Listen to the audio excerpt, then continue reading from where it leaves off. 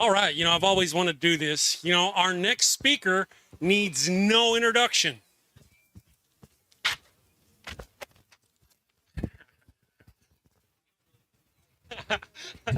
I'm sorry. I can get over here, man. You guys know John. This is a Godless engineer from John from Godless Engineer channel. Yeah. Man, you know everything. You know how to do things. Yeah, I do. A little bit.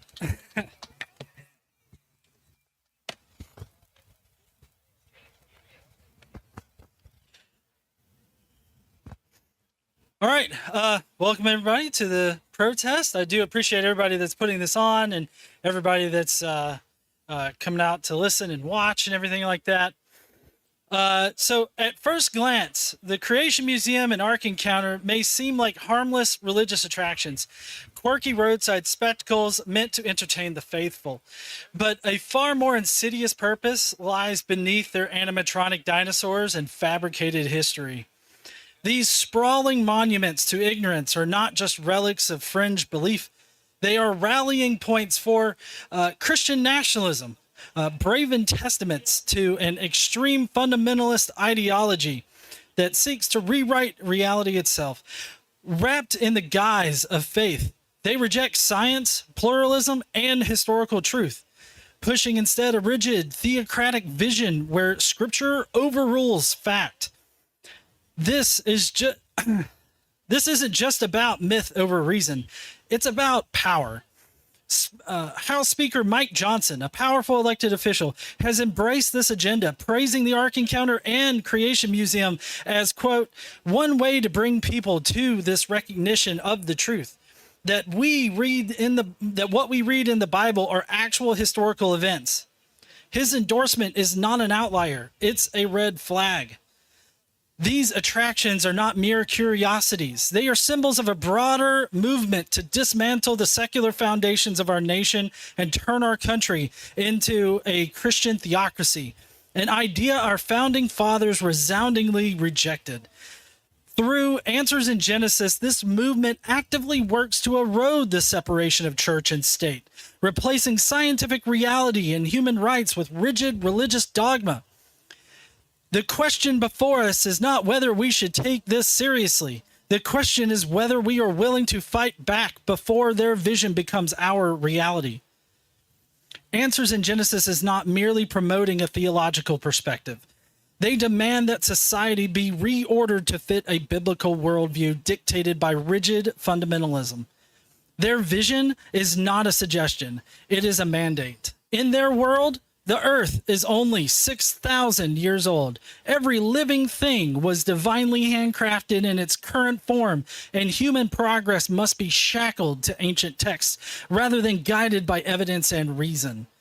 This dogma stands in direct defiance of science, history, and reality itself. But AIG does not care about reality. It cares about control.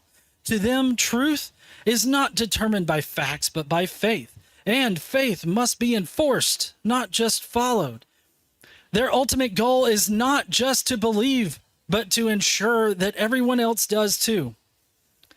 This drive to impose religious doctrine onto society is nothing new.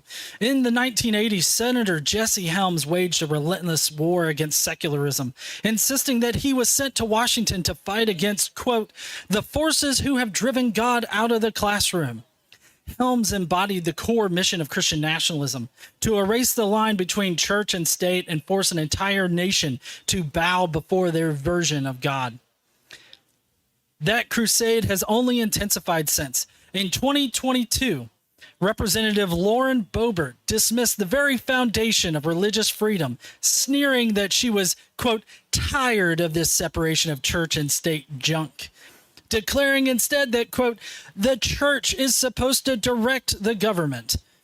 Representative Marjorie Taylor Greene took it even further, rallying conservatives to, quote, be the party of nationalism. We should be Christian nationalists.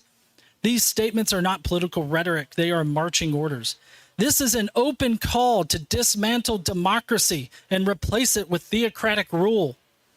And AIG, through its museums, its media empire, and its relentless assault on education, is working hand in hand with these very politicians to ensure that future generations are indoctrinated into and controlled by this twisted vision of America. Ken Ham has directly stated that the Bible provides absolute truth in all areas of life, and current politicians often enforce this notion in their public policy. Speaker Mike Johnson's career is a prime example of this. Johnson has endorsed AIG's museums and attractions and fought to allow creationist teachings in Louisiana schools. Mike Johnson's theocratic goals are evident in using legal tools to privilege a specific religious doctrine. This erodes the wall between church and state, which is their ultimate goal. Past elected officials pushed for school prayer and resisted secular education by attempting to force God back to the forefront of public school teaching. Currently, elected officials are doing the same thing, but are louder and are gaining more support by the day. Boebert's open rejection of church-state separation shows the intent to undo the constitutional guardrails that prevent government endorsement of religion. According to Christian nationalists like Boebert, Green, Johnson, Helms, the government should serve God's law first and put civil liberties and pluralism in the back seat. Instead, legislation is being driven by Scripture. How long will it be until Congress passes laws that rape survivors should marry their rapists? Or fathers can sell their daughters into sexual slavery, or reinstitutionalizing the slave trade? How long till Congress deems women to be property owned by men? How long until the American experiment ends and God's law reigns at the hands of a tyrant king, regressing our society back to a time where religious beliefs were the guidestone? Answers in Genesis denies scientific reality in favor of a set of dogmatic religious beliefs that have been consistently proven wrong. This rejection of a scientifically informed worldview has persisted in popular culture over 100 years. 100 years ago, during the Scopes monkey trial, William Jennings Bryan said, "It is better to trust in the rock of ages than to know the age of the rocks." And I hate to break this to all the creationists out there, but the age of the rocks makes the supposed rock of ages irrational as an explanation for the diversity of life on Earth. Fast forward to 1980, Ronald Reagan appeased the creationist crowd by asserting that evolution, quote, is a theory only and not the best explanation for the diversity of life on this planet. Reagan appeased the creationists by claiming that scientists have found, quote, significant flaws in it, and that if evolution is taught in schools, so should the Bible. Today, still, the creationists want to indoctrinate our children into the same ignorance that plagues their cognitive abilities. And bills are being introduced in state legislatures all over the country right now to do just that. Reagan wasn't the only creationist to secure key roles in the government to advance this agenda. In 2012, a sitting House Science Committee member, Representative Paul Braun, proudly proclaimed, quote, "All that stuff I was taught about evolution and embryology and the Big Bang Theory, all of that is lies from the straight from the pit of hell." It's not just biological science that's currently under attack either. Environmental science is also in their crosshairs with plans to defund NOAA and other climate science research, which will inevitably lead to ecological disaster. Just this week, Texas officials said that funding and regulation cuts resulted in poor forecasting, which led to more than 50 people dying, including 15 children, from flooding in central Texas. 20 little girls are still missing from their summer camp.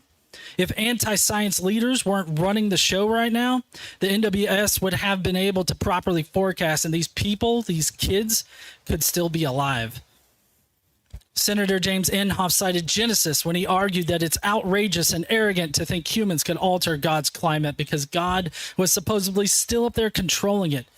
Just this morning, I saw Marjorie Taylor Greene announce her new bill banning chemtrails, which is an anti-science conspiracy theory.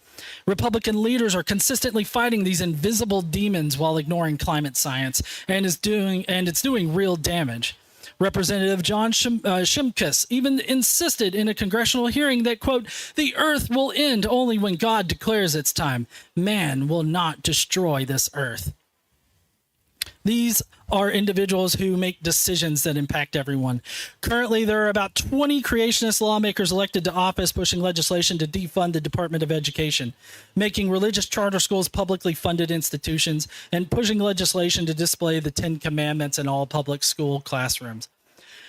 This Christian nationalist takeover of our educational institution cannot continue because they are normalizing the same information pushed by this monstrous monument of ignorance. This same information promoted by Ken Ham through Answers in Genesis has convinced 37% of the general population, which is approximately 99 million Americans, that a cosmic wizard with enchanted mud created humans. Furthermore, the ignorance pushed by the Ark Encounter and the Creation Museum keeps 190 million people convinced that evolution needed a magical mage to guide the process, which not only impacts their religious beliefs, but also how they see everything. And this fundamentalist ideology also seeks to deny the reality of human diversity. The LGBTQ plus community is continuously under attack by fundamentalists. In the 1980s, Senator Jesse Helms said, every Christian ethic cries out for me to call a perverted human being a perverted human being. I guess that doesn't include people in the conservative and Republican Party. Helms joins Ken Ham and his museums when they blame the LGBTQ plus community for societal degeneration. In the past, they fought against AIDS funding, and now they push to remove the Affordable Care Act's requirement that HIV prevention drugs be covered for free. This reveals an agenda that actively works to eradicate the LGBTQ plus community from society. Conservatives have not relented in their fight against human rights. If anything, they've intensified their efforts. In 2004, Mike Johnson wrote that the LGBTQ community as a group could destroy, quote, the entire democratic system if they were normalized. As we have recently seen, the biggest threat to our democratic system of governance is the actions of Speaker Johnson and conservative politicians, ushering in a Christian nationalist theocracy. They have been planning this theocratic takeover since the Reagan and Helms administrations.